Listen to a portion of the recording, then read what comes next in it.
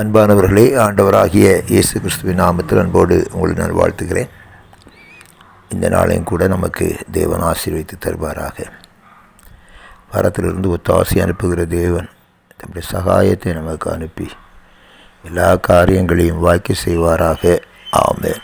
இந்த நாளுடைய தியானத்திற்காக எடுத்துக்கொள்ளப்பட்ட பகுதி 1 பேதுரு புஸ்தகம் 3வது அதிகாரம். 3வது அதிகாரத்தில் 8வது 9வது வசனத்தை வாசிக்கிறேன். மேலும் நீங்கள் எல்லாரும் ஒருமனப்பட்டவர்களும் இரக்கமுள்ளவர்களும் சகோதர சிநேகமுள்ளவர்களும் மன உருக்கமுள்ளவர்களும் இணக்கமுள்ளவர்களுமாயிருந்து தீமைக்கு தீமையையும் உதாசீனத்திற்கு உதாசீனத்தையும் சரி கட்டாமல் அதற்கு பதிலாக ஆசீர்வாதத்தை சுதந்திரித்து கொள்ளும்படி அழைக்கப்பட்டிருக்கிறவர்கள் என்று அறிந்து ஆசீர்வதியுங்கள். பேதுரு அப்போஸ்தலன் நமக்கு கொடுக்கப்பட்ட அழைப்பு என்ன என்பதை எழுதுகிறார். முதல் பகுதியில் நம்மக்கிட்ட என்ன இருக்கணும் அப்படிங்கிறத சொல்கிறாரு.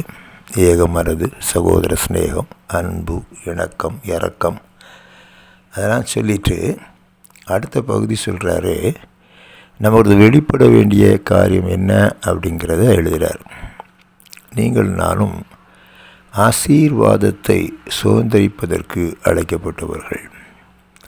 இந்த உலகத்தில் சாபத்தோடு ஆசீர்வாதம் இல்லாமல் வாழ்வதற்கு நீங்களும் நானும் அழைக்கப்படவில்லை. அதற்காக ஆண்டவராகிய இயேசு கிறிஸ்து நம்மை அழைக்கவும் இல்லை.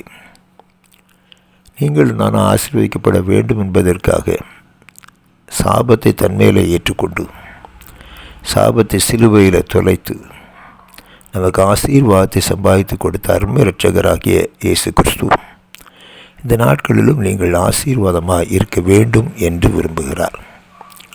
அதற்கு வழி சொல்கிறார். என்ன வழி அப்படின்னு கேட்டிங்கன்னா, நீங்கள் ஆசீர்வதியுங்கள்.